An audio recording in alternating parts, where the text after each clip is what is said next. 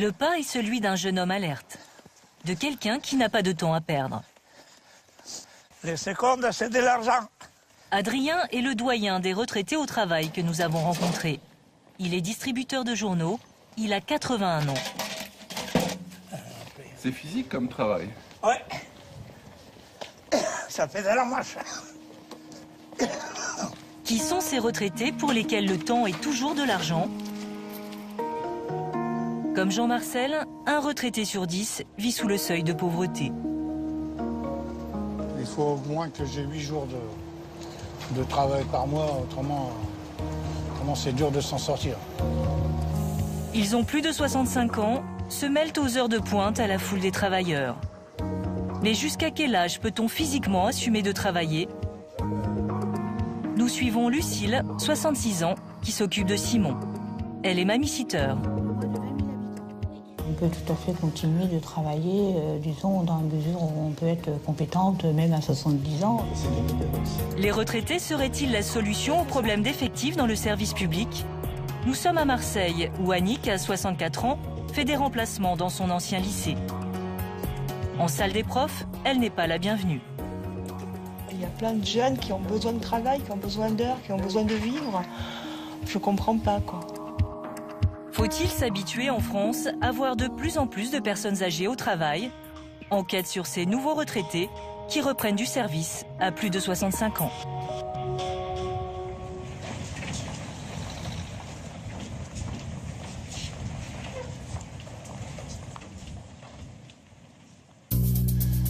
Qu'est-ce qui pousse les retraités à reprendre le travail? Quel type d'emploi sont-ils capables d'assumer physiquement? Nous suivons Jean-Marcel, 66 ans, à la retraite depuis 2 ans.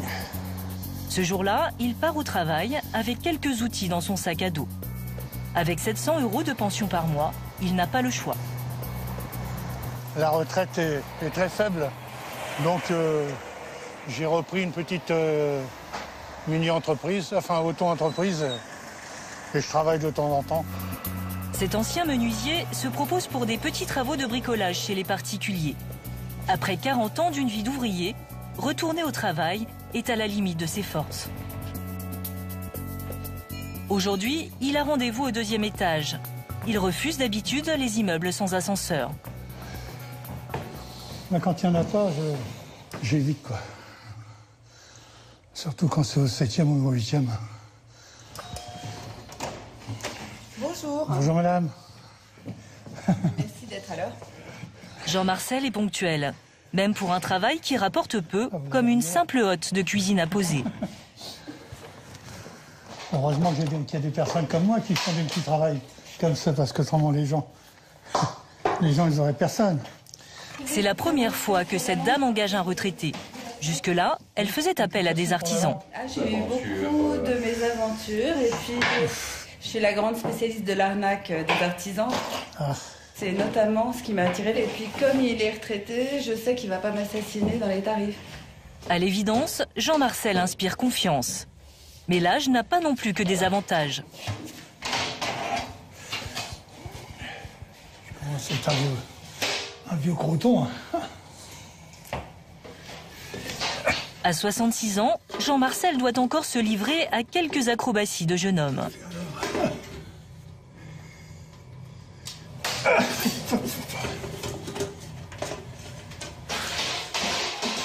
Et oui, il y en a une qui est tombée, mais...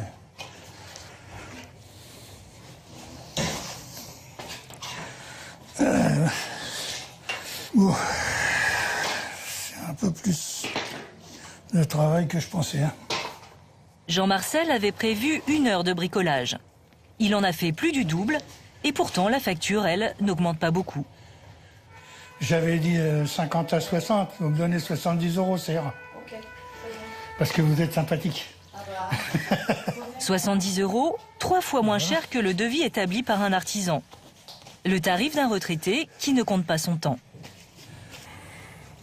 Ah oui, si vous avez un problème, vous m'appelez. Je ne manquerai pas. Tenter de fidéliser une clientèle, travailler au jour le jour. Pour ce retraité, la situation est fragile. Divorcé, Jean-Marcel vit dans un petit studio aux portes de Paris. Comme lui, un Français sur 2 se retrouve seul à l'âge de la retraite, sans quiconque pour partager le loyer.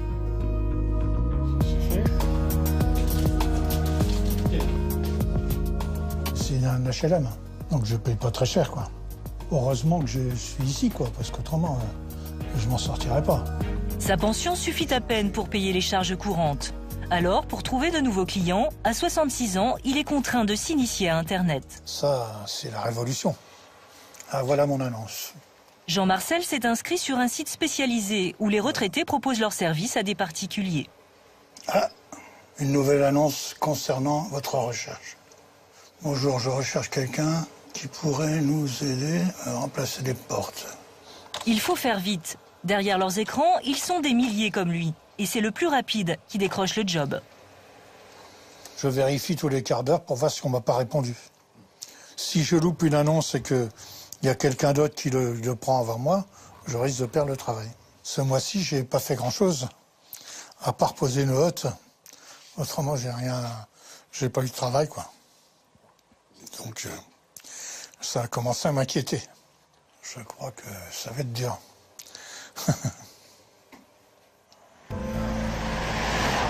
Difficile, d'autant plus que ses concurrents sont de plus en plus nombreux. Depuis 2009, la loi autorise le cumul emploi et retraite. Valérie Gruot a créé le site qu'utilise Jean Marcel. Elle gère aujourd'hui 65 000 inscrits sur toute la France. Secrétariat, gardiennage, informatique, les retraités postulent dans tous les secteurs. On voit qu'il y a un réel intérêt aujourd'hui pour les retraités à reprendre une activité, essentiellement par besoin, essentiellement pour des raisons économiques, à la différence d'un jeune actif qui, lui, a réellement besoin d'un temps plein pour s'assumer. Le retraité, il a déjà quand même une pension qui est mensuelle, donc il cherche vraiment qu'un complément. Les retraités recherchent des temps partiels et des CDD. Une aubaine pour les entreprises qui recrutent une main-d'œuvre flexible. Les grandes enseignes s'intéressent de plus en plus à ces personnes âgées. Nous avons même découvert que certains employeurs n'hésitent pas à exploiter le troisième âge. À la rencontre de retraités victimes d'abus, nous allons dans les environs de Montpellier. À 81 ans, Adrien fait cadeau de la moitié de ses heures à son employeur. Et voilà pourquoi et comment. Avec sa petite retraite, cet ancien menuisier et sa femme avaient besoin d'un revenu complémentaire. Pour moi, c'est une obligation. Hein. J'aurais beaucoup de problèmes si je m'arrêterais demain. Quel problème? Problème financier. J'arriverai pas à joindre les deux bouts avec mon épouse jusqu'à la fin du mois. Hein. Ça vous plairait pas d'aller à la pêche? Oh oui, ça me plairait. Il y a bien longtemps que j'y vais plus. Le seul emploi qu'Adrien ait trouvé à 81 ans, c'est la distribution de journaux publicitaires. Ce matin, il a 400 boîtes aux lettres à livrer. Sa tournée, il la couvre pas de charge, son temps est compté. Les secondes, c'est de l'argent. Bonjour madame. Si Adrien ne ralentit pas, c'est que son salaire en dépend. Ah oui, voilà. Vous m'en mettez plus. Vous partez? Oui. Bon, la semaine prochaine. Vous savez dans quelles conditions il travaille? Non, du tout. Vous savez combien il gagne? Oh, il doit pas gagner lourd. Moins de 100 € par semaine. C'est de l'exploitation. De l'exploitation. Je trouve ça dégueulasse. Si je force pas, il y en a jusqu'à demain. Hein. Adrien est rémunéré au forfait par son employeur. Ce matin, il est payé pour 2 heures de travail.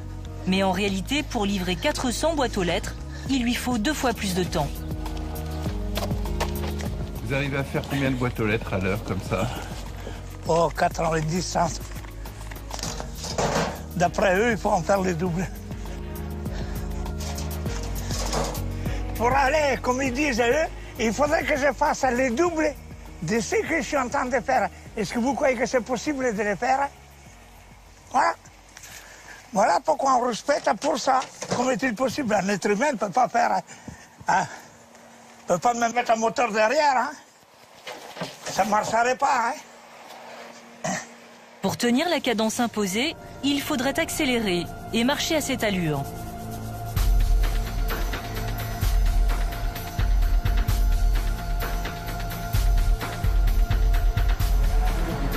Adrien n'est pas un cas isolé. Tous les salariés retraités que nous avons rencontrés se disent victimes d'abus. D'après eux, le temps de distribution est mal quantifié et payé 1 heure sur 2. Mais pas seulement. Car avant de distribuer les publicités dans les boîtes aux lettres, Adrien doit trier les milliers de prospectus qui arrivent en vrac chez son employeur. Une fois par semaine, il a rendez-vous dans ce centre de tri et retrouve ses collègues, des retraités pour la plupart. Malgré l'orage, ils sont censés travailler debout, dans le froid, dans cet entrepôt. Nous filmons en caméra cachée. Nous découvrons une minuscule salle de tri désertée par les employés. Ça, c'est quelque chose que vous savez le Voilà, parce porter. que sinon, avant, on trie, là, ce dépôt. Et avant, on trie là. Et il faisait quelle température ici la semaine dernière? Le matin, moins 10 dans l'entrepôt et moins 7 dehors. Les conditions de travail, ça va. L'homme qui nous parle est un des responsables du centre. Il ne sait pas que nous enregistrons, nous le faisons parler.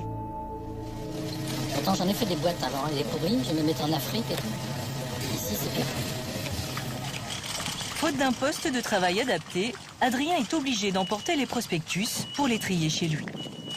Oh, il n'y en a pas beaucoup. 600 kilos de pub, parfois plus d'1 tonne. À 81 ans, l'exercice est plutôt physique.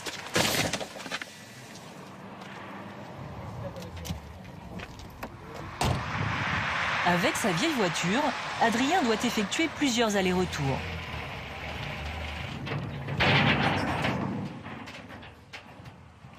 Ça, c'est mon atelier de travail.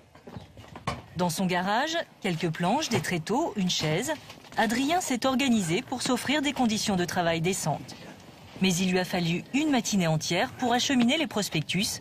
Et là encore, le salaire ne correspond pas au temps fourni. Ça vous a rapporté combien une matinée comme celle-ci? Rien du tout, là. Rémunération, temps d'attente. C'est ce que j'ai attendu là-bas pour avoir les pubs. 2,31 €. Rémunération, temps de trajet, 0,77 €. Pour venir de là-bas jusqu'ici. Et pour aller d'ici jusqu'à là-bas. Il va falloir que j'enlève les 500.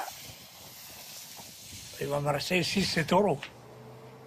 Ça vous révolte pas? Oui, ça me révolte. Qu'est-ce que je dis pas ça?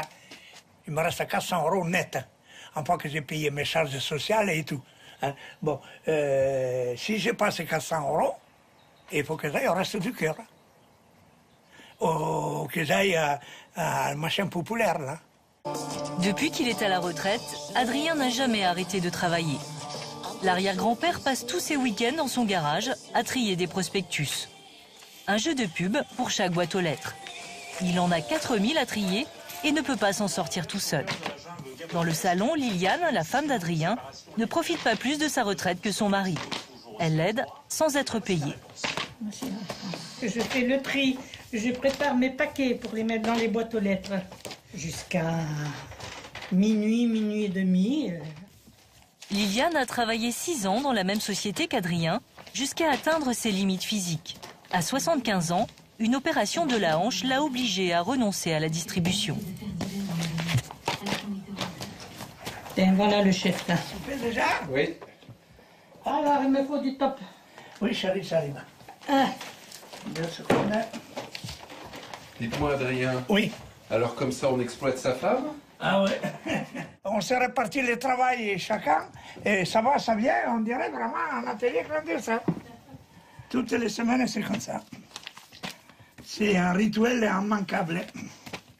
C'est 12 mois sur 12. Hein. Même l'été? Ah oui, oui. En été, c'est pire encore en été. Parce qu'en été, il y en a beaucoup de pubs en été. Ce jour-là, Adrien et Liliane ont œuvré 10 heures à eux deux, pour l'équivalent de 2,50 € de l'heure chacun, 3 fois moins que le minimum légal. Même pas les Chinois, ils sont payés à ce prix. Ne me dis pas que je rigole. J'aime bien. En France, les retraités qui travaillent seraient-ils moins protégés que les autres salariés? Nous avons pu joindre par téléphone un inspecteur du travail qui enquête sur cette société. Il désire rester anonyme. Selon lui, l'employeur d'Adrien utilise l'âge de ses salariés comme prétexte pour les sous-payer.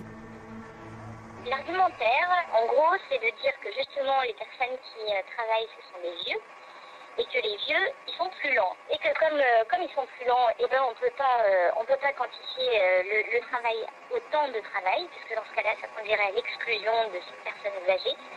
Et donc, eh bien, on pré-quantifie sur la base de critères qu'on dit objectifs. C'est même purement scandaleux. Il y a des collègues qui avaient suivi des distributeurs dans leur tournée, ils s'étaient rendu compte que la pré-quantification du temps de travail n'était absolument pas réalisée correctement. En gros, pour une heure travaillée, il y avait une heure gratuite. Nous avons contacté la direction de cette entreprise. Elle n'a pas souhaité nous répondre. Pourtant, plusieurs salariés ont déjà porté plainte. À Montpellier, une avocate défend 2 de ces retraités victimes d'abus. Je sais que beaucoup de plus jeunes n'accepteraient pas ces conditions de travail. Eux, ils les acceptent parce qu'ils n'ont pas le choix. C'est assez ignoble parce que effectivement, c'est nos aînés. Ils ont une expérience à apporter. Alors, on en parle beaucoup sur l'allongement du temps de travail ou pas. Là, on n'est pas du tout devant un choix. À Rennes, Marseille, Pau, Toulouse, Mont-de-Marsan, cette société a déjà été condamnée pour travail dissimulé avec des salariés retraités. Adrien, lui, n'a pas porté plainte. Il craint de perdre son travail. Mais il écrit à sa hiérarchie régulièrement. Il demande juste à être payé pour les heures travaillées. Et ils prennent votre lettre de réclamation, mais c'est tout. Mais c'est pour la jeter à la poubelle, c'est pas pour en tenir compte. Ils disent, vous n'êtes pas content, la porte, il en passe. Ah ouais, mais j'en ai marre. Là, maintenant, on arrive à un point... Vous allez continuer longtemps encore? Ah ben quelques mois encore. Ouais. Encore quelques mois, jusqu'à peut-être à l'approche de l'été. Et après, je vais arrêter. Pourquoi? Et parce que je suis trop vieux maintenant, c'est pas... Ça me permet pas d'aller jusqu'à la fin de mes jours. Hein. Et vous ferez quoi alors? Ah ben, je serai tranquille à la maison. Hein. Et vous aurez de quoi vivre? Ben, on se débrouillera. Hein. On fera comme on peut. On fera comme on peut, je ne vais pas mourir avec des pubs à la main. C'est la fin de la matinée, Adrien achève sa tournée des boîtes aux lettres. Cet après-midi, il reprendra son souffle pour recommencer demain. Pour les retraités, le travail n'est-il qu'un revenu d'appoint? Ont-ils d'autres motivations que l'argent? Voilà, c'est sa classe qui arrive, sa maîtresse. 16h30, une sortie d'école à Paris. Ça va? Oui. Été? Comme tous les jours, Simon, 9 ans, retrouve Lucille, 66 ans. Allez. C'est une bonne journée? Ouais, et toi? Tes notes? Non, j'ai pas une note aujourd'hui. Et l'évaluation? Ça s'est très bien passé. Lucille n'est pas la mamie de Simon, c'est sa nounou. Pour garder une vie sociale, cette jeune retraitée a choisi de se rendre utile. Elle a décidé de se consacrer à l'éducation de ce petit garçon. Allez, on y va. Tu vas mettre tes chaussons, s'il te plaît. Ancienne éducatrice spécialisée, Lucille adorait son métier. La retraite, elle n'y avait jamais pensé. Alors quand le jour est arrivé, elle n'a pas pu s'y résoudre. La retraite, c'est pour moi un cancer moral quand les gens ne sont pas préparés et ne veulent pas partir. Bon, il y a des gens qui sont tombés dans la dépression, disons, après leur départ à la retraite. Hein. Je suis contre le fait qu'on arrête par rapport à un critère d'âge, alors qu'on peut tout à fait continuer de travailler, disons, dans la mesure où on peut être compétente, même à 70 ans. On voit beaucoup de personnes dans d'autres domaines qui peuvent, disons, être toujours à un poste, même, disons, à 80 ans. Hein. Après, il y a Lyon. Lyon, normalement, c'est là. C'est là, Lyon. Pourquoi tu me l'as mis là? Donc, disons, ça me plaît pas, et puis en plus, c'est pas propre. C'est pas grave. Si, tu vas voir, tu la montres à maman? Lucille accepte d'être payée 8,50 € de l'heure, moitié moins que son ancien salaire. Elle vit seule et l'important pour elle, c'est d'être présente pour ce petit garçon. Simon, lui, ne voit pas beaucoup ses grands-parents. Puisque c'est une personne âgée, des fois, tout le temps même, je la considère comme une troisième mamie, voilà. Ça doit vous toucher, ça, quand même. Ah oui, je m'y attendais pas, j'avoue. Donc, en fait, c'est que je remplis quelque part la mission qui m'a été donnée. Hein, à la fois d'être, éducative avec lui, et toi, s'il te plaît. Et et puis aussi, en fin de compte, lui apporter une sécurité. Et même si, au niveau affectif, je suis pas une mamie gâteau, Mais en fin de compte, on arrive bien à se retrouver tous les deux, c'est le principal, quoi. Stéphanie, la maman, rentre souvent tard. Bonjour. T'as pas fait une bonne journée, maman? Fatigante, très fatigante. Avant d'embaucher une mamie, la mère de Simon n'a connu que des déboires avec de jeunes nounous. Entre la personne qui, quand je rentre un quart d'heure plus tôt, parce que j'ai fini plus tôt, se retrouve allongée sur le canapé avec son téléphone en train d'envoyer des SMS pendant que mon fils est tout seul dans sa chambre. Ou alors encore une personne qui, en guise de soupe, donne un bol de sauce à mon fils parce qu'elle ne fait pas la différence. Aujourd'hui, la mère et l'enfant sont conquis. À 65 ans, Lucille a bien l'intention de continuer tant qu'elle a la santé. Tisser des liens, continuer à avoir une place dans la société. Il est 20h. Lucille a encore 1h30 de transport pour rentrer chez elle. Mais elle ne s'en plaint pas. Je me retrouve au milieu de gens qui vont au travail. Je me sens associée à leur démarche de travail, tout à fait comme n'importe quelle personne qui continue à travailler. S'ils sont volontaires, pourquoi ne pas faire travailler davantage les retraités, notamment dans les services publics? C'est la démarche du ministère de l'Éducation nationale pour compenser les baisses d'effectifs parmi les enseignants. À Marseille, dans les couloirs de ce lycée, nous suivons Annick. À 64 ans, ce professeur est à la retraite. Et pourtant, aujourd'hui, Annick va faire cours. Mais dans la salle des profs, elle n'est pas la bienvenue. Il y a un temps pour tout, il y a un temps pour la carrière professionnelle et il y a un temps pour la retraite. Et on n'a pas à faire revenir des personnes retraitées. C'est pas une solution parce que les retraités, on les utilise beaucoup. Et il y a plein de jeunes qui ont besoin de travail, qui ont besoin d'heures, qui ont besoin de vivre. Je comprends pas, quoi. J'aimerais pas qu'on dise que j'ai accepté au détriment de jeunes, hein, c'est pas vrai. Hein. Si tu trouves des professeurs jeunes qui ont la formation pour enseigner dans nos disciplines en biotechnologie, tu me le dis parce que ça m'intéresse, je leur cède tout de suite la place. C'est compliqué parce que derrière, il y a quand même ces jeunes qui ont besoin d'avoir un enseignement, quoi. Si Annick a accepté cette mission, c'est pour remplacer un professeur absent. Chimie, on fait séparer.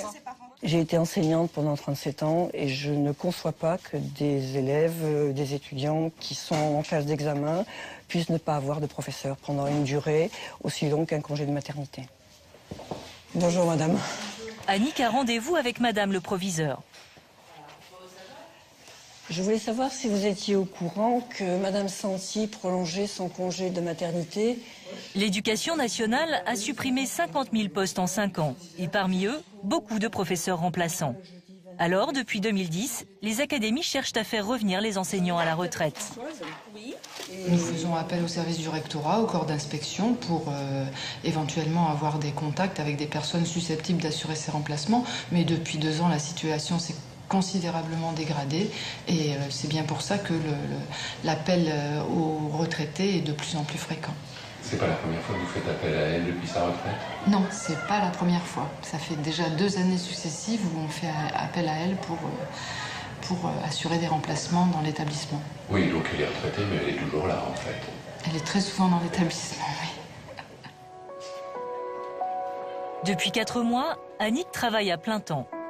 Elle a pris en charge 3 classes. Elle n'a pas eu de problème pour s'adapter. Elle a fait toute sa carrière dans cet établissement. Oui, je connais bien les lieux. Ça fait 37 ans que je suis ici. Je suis chez moi. 5, 6, vous êtes que ça? Ils arrivent. On va commencer par la manip. Hein. Annick est ravie de retrouver une classe. Par amour du métier, mais aussi pour une question d'argent. J'ai ma mère en maison de retraite sans revenu. J'ai un fils qu'il faut encore aider, bien qu'il ait 34 ans. Donc je suis prise entre 2 feux et j'ai eu quelques petits soucis financiers. Donc ça m'aidera un petit peu. Enfin, quand le rectorat me payera. Comme les autres professeurs remplaçants du lycée, Annick est payée en retard.